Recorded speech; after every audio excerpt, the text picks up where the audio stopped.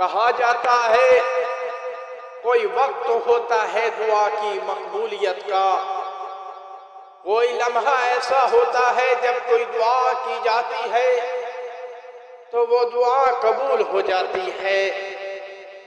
ایسا ہی ایک لمحہ تھا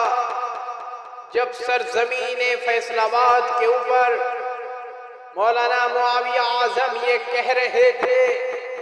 کہ انشاءاللہ ایران جلے گا،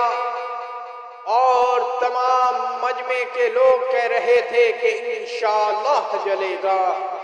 اور کہا تھا کہ سارے کا سارا جلے گا، اور جواب میں کہا جا رہا تھا کہ انشاءاللہ سارے کا سارا جلے گا۔ اور آج میں اور آپ اور پوری دنیا دیکھ رہی ہے کہ ایران کو آج جلایا جا رہا ہے۔ ہمیں اس بات کا دکھ ہے کہ وہاں پر بچوں کو بھی نشانہ بنایا جا رہا ہے، وہاں پر بچیوں کو بھی نشانہ بنایا جا رہا ہے، وہاں پر عورتوں کو بھی نشانہ بنایا جا رہا ہے، وہاں پر بوڑھوں کو بھی نشانہ بنایا جا رہا ہے۔ پاکستان کی سرزمین پر رہنے والا کوئی بچہ یا دنیا کے کسی بھی کونے میں رہنے والا کوئی بچہ، میرے بھائیوں، اگر ظلمت کا شکار ہوتا ہے تو اس کے لیے آواز اٹھانا مسلمان کا حق ہے۔ اور آج ایران کے اوپر جو حالات آئے ہیں ان کی ذمہ دار ایرانی حکومت ہے،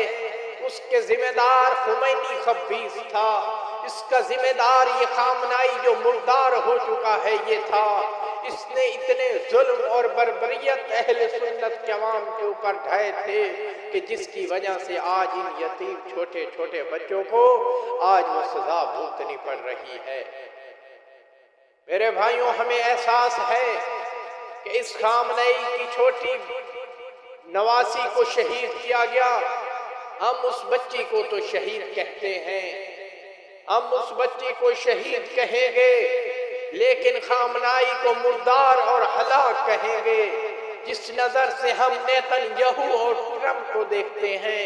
اسی نظر سے ہم خامنائی کو بھی دیکھتے ہیں۔ جس طرح سے ان بدبختوں نے، ان لائنوں نے، ان نیتن یہو اور ان کے حواریوں نے مسلمانوں کے خون کی ندیاں بہائی ہیں، اسی طرح اس خامنائی نے اور اس کے حواریوں نے بھی مسلمان